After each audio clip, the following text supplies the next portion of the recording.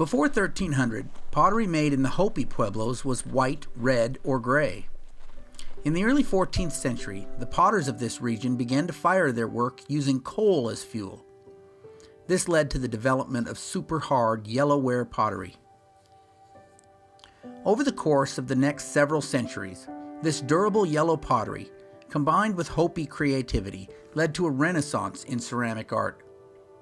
Some of the most beautiful pottery ever made anywhere on Earth came out of the Hopi villages during this time. This fluorescence of the potter's art continued until the arrival of the Spanish brought disease and chaos to the Pueblo world around 1625. At that time, and up to our day, sheep dung has replaced coal as the potter's fuel of choice at Hopi.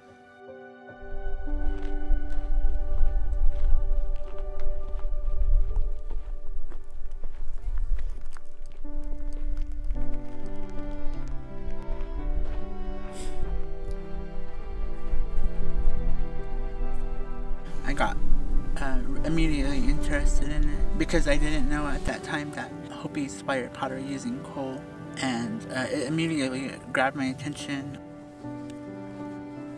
I was already making pottery with Tim, and so from there I just kind of had to come back to Hopi to kind of figure out the rest of the process, which was like getting the clays, finding the yellow, the stones, all the minerals to paint it.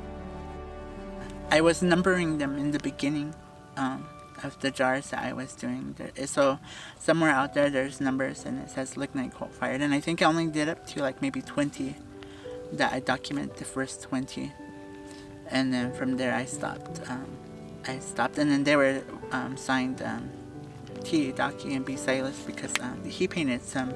So there's a zuni that has done lignite coal firing pottery too. So that's my ex-partner Tim. We made pottery together, and well, I was the one that did the lignite coal firing. Tim he didn't have that courage to natural fire. It always made him nervous, and he just couldn't do it. So I was the one that always was doing the natural firing, and when I would bring the pots out to fire, he'd be like, okay, I'm going back inside, and he never would like to come out to participate in that. At the time, I didn't know where to get yellow, and how I got that yellow color was actually from a friend from Acoma, and he gave me a good sized bag of that gray clay. And actually it's kind of funny, it's very similar to the Hopi one. They have that same greenish color, and so I kind of started off with those, just, you know, like I was using zuni white slip for that, and then yellow Acoma, but I wasn't really using like the minerals and stuff from Hopi. And I think we had an orange, like a clay that was green, and it was from Gallup, and I used that in there. So that's what I put on that first jar. After that I said, well, I want to make the jars to all of it. I said I want to do everything with Hopi materials. Like I was saying, Mark Tabo was my friend at that time, and he was the one that told us to look around. Oh, and I took that pot too to Mark Tabo to look at, and he had to hold on to it, and he goes, man, you figured it out. And I remember he was really happy that I had figured it out. He goes, you know, this is something that I've been waiting to see, you know. He was like really amazed with it. He was one that was rooting for me to figure it out. And when I did, he said, bring your jar out. And he goes, when you come, bring it. He goes, I want to hold it and I want to touch it. So we went to the ruins, and that was the first time when he told me to look for the Hematite Stone. That's what it was. And that was the first thing that I wanted to get was Hematite stones. And he goes, look on the ruins, you know, go around. He said there's like the pieces that they use to paint pottery. He says they're there, like they use them and then like they just toss them. You know, he says, so you'll still find pieces that they use, but he says, you know, make your offerings and stuff, and you know, for anything that you take. And I said, oh, of course. I said, and so me and Tim went up there with our cornmeal and our beaky and stuff, and we went up there and we started looking and I found the hematite stones, and we picked up a good bag, and I said, I think that's good enough. I said what we had, and then he goes, yeah. And we started looking around, and we were finding big pieces of bowls, jars, and man, I was just in heaven. I didn't even want to leave from there. I just wanted to stay and look at all the pottery, even if it was down to the smallest piece. Anything grabbed my attention. It was like inspiration to me to just look at all that. And I think we went down on the side of a hill, and there's a big old sandstone, and it's I think they call it the metropolis, the very top part of the ruin, and there you could see some of the wall, but it was like the top part. I was up there, and there was that sandstone down there, and I saw gray, kind of sticking out, and I was just kind of just, we were just walking around, and then I went down there, and I started looking around, and I ran into a clay source. We started digging, and when we were pulling out this nice gray clay, and it was real nice. It had this, I've touched Hopi clay a lot, but this had just a really like a smooth feeling to it. It was real nice, like almost like butter, and that was the beginning.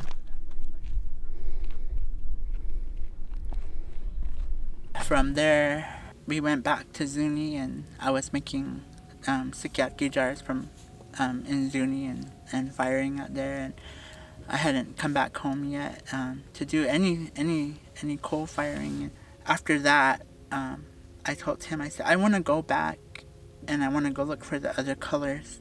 And I remember I told him, I said, the yellow from Acoma, it's like a greenish clay, or a gray greenish colored clay. And I said, Acoma has that yellow to it, and so does Hopi. So I said, it has to be a Hopi. It's not imported anywhere. I said, it has to be local. So I went, and we went one time, and I think we went to, what was it? Oh, we went for a dance one time, and we were coming back, and we were like just driving down the backside of Mishangnavi. And I said, let's just go down this back road. And I remember Dee Satala was saying there's red oxide. And that was one of the things I was looking for, that maroon color. So he says, when you go down that road, there's a hill, and you can see a big old pocket, and there's red oxide sticking out. So I remember we went down there, and that's what we were looking for. And I remember we saw this mound, and there was a ruin there. I forgot the name of it. We pulled off, and Tim loved archaeology, so we stopped, and he wanted to look at it, and then we found evidence there of polychrome as well, coal-fired polychrome. So people back then, even at Second Mesa, and I think probably even towards like Oraibi, were firing with coal, because I found evidence over there by Old Oraibi that they were firing with coal as well. We said, look at, there's coal-fired pottery here too, and I was amazed. I was like super amazed. So I went, and that ruin is just like on a hill, like on the most steepest hill. And I was like, I'm not going to climb up there. It's too... And the pottery was, on the bottom. And I was just kind of, it was hot that day too. So, and I remember I was just like, I need to find that yellow. And I remember there's this hill right there. The ruin goes down, and then it goes back up. And then there's this like a bedrock, and it sticks out at an angle. And just on top of it, on the other side, there's all that greenish colored clay. I was like, that looks like that color. So I just grabbed a sample of it, a good bag, and we went down, and we found the red oxide, and then I got samples of that, and a Hopi carver had sent me some white slip. We went to Hopevella to pick that up, and so it had the white slip. And so I had gathered a lot of the material from Hopi, but I was unsure that time that any of it would work. And then that's when I took it back to Zuni and started painting with it, and I fired with it, and when I lignite coal fired, and then sure enough, every mineral that I had found was the color that I needed to make the Sikyatki Polychrome. The yellow especially was the yellow was like the main thing that I was wanting to get. So I was so happy that I was able to find that yellow, because I thought that was really a very important mineral to find. And here it's just right there, you know, like these minerals. When I look around now and I go like by the mesas or something, over there's the yellow, and I'll pick just pockets of it and take it. And a lot of the Hopi potters, they ask me for the yellow. And they're like, I wanna, and then I tell them, I said, well, you can try it, I said, but it's not gonna really show up on your sheep manure furring because of that blemish, that orange that it gives to the Hopi pottery, the sheep manure. You can't see the yellow on it, but it stands out on, you know, Sikyatki Polychrome because of the temperature of how hot the fire gets. It makes a solid, you know, a pellet, and these colors stand out. Your yellows get, you know, they're real yellow, golden yellow. Your reds are, everything gets real vibrant because the clay it's like almost like a solid background color. And I think that's what's really interesting is that the coal firing, it, when you look at it and compare it to a sheep manure fired, it's a big difference.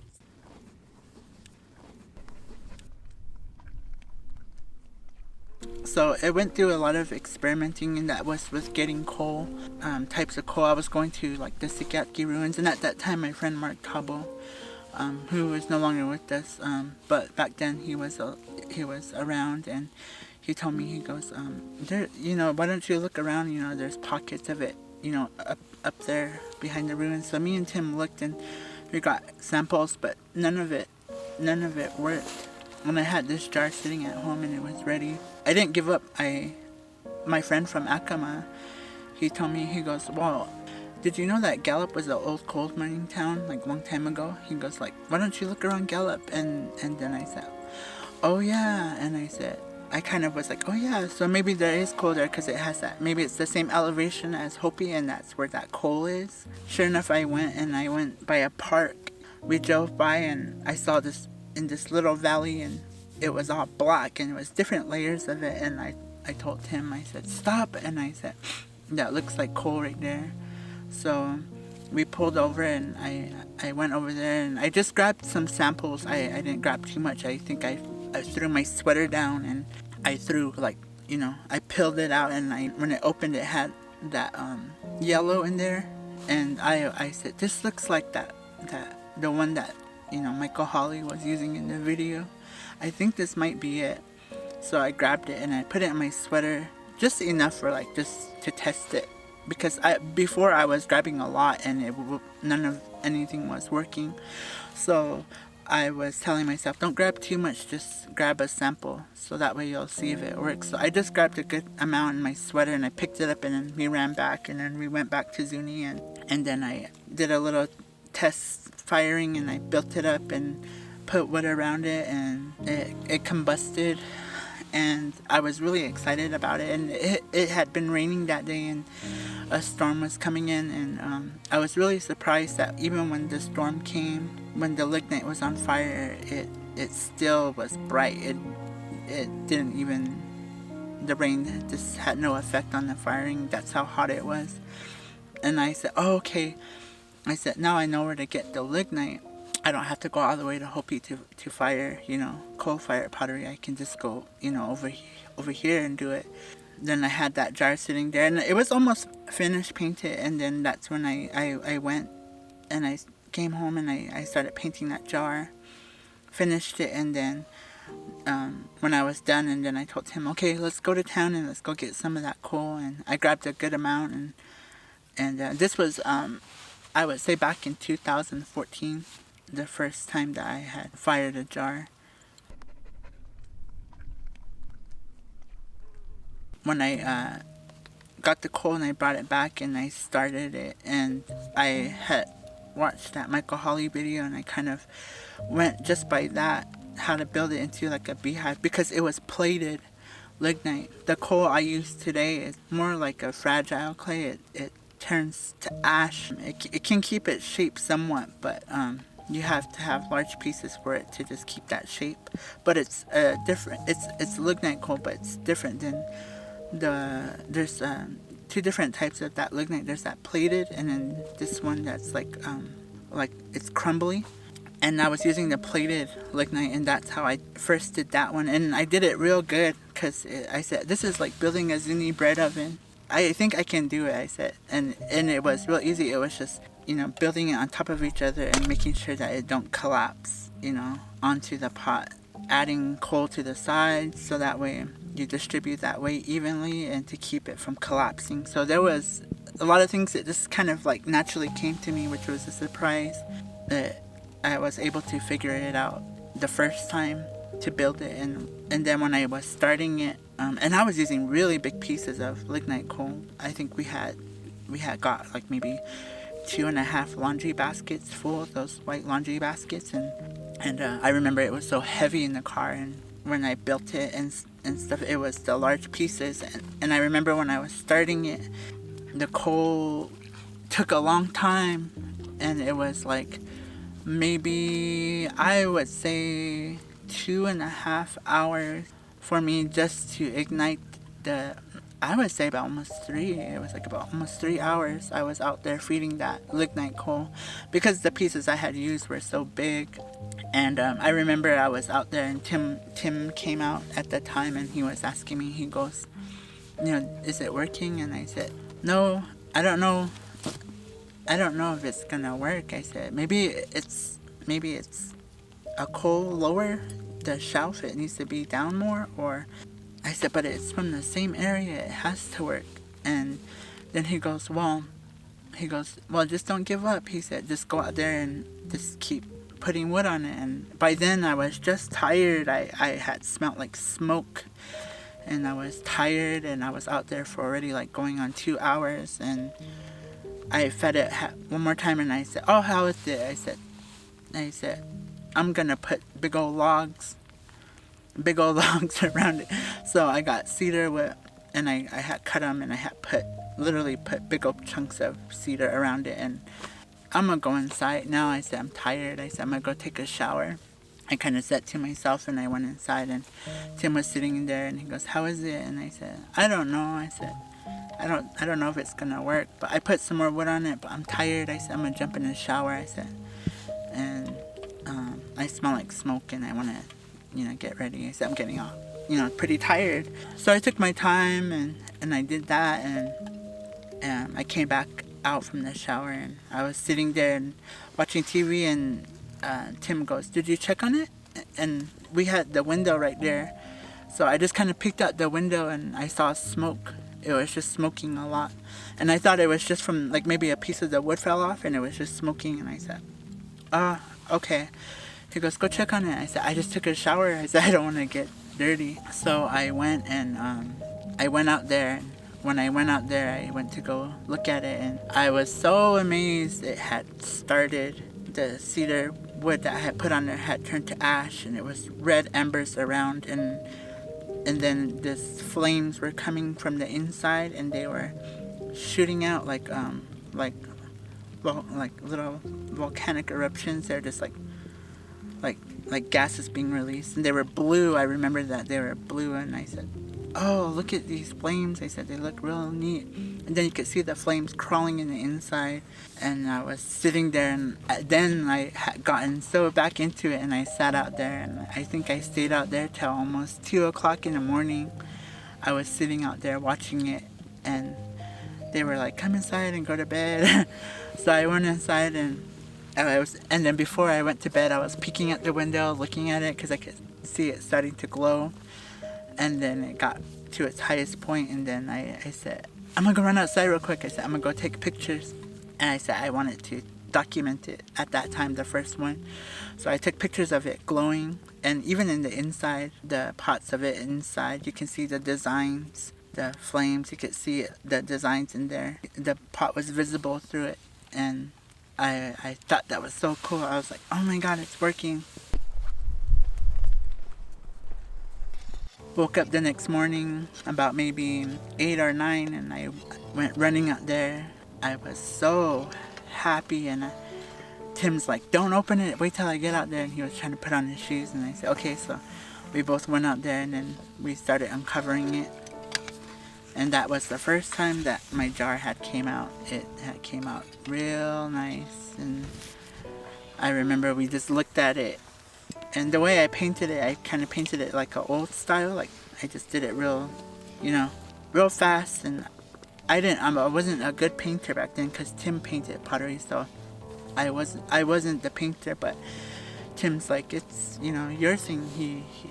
He had faith that I would figure it out, so he wanted me to do it from beginning to end. And when I figured it out, we were both just amazed that we had figured it out. And then I looked and I said, just think, I told him, I said, I'd be the first Hopi in 500 years to have figured this out, since the Spanish came and disrupted that that process of this old firing. I said, and I was just sitting there. He goes, "No kidding, huh?" And I said, "Yeah."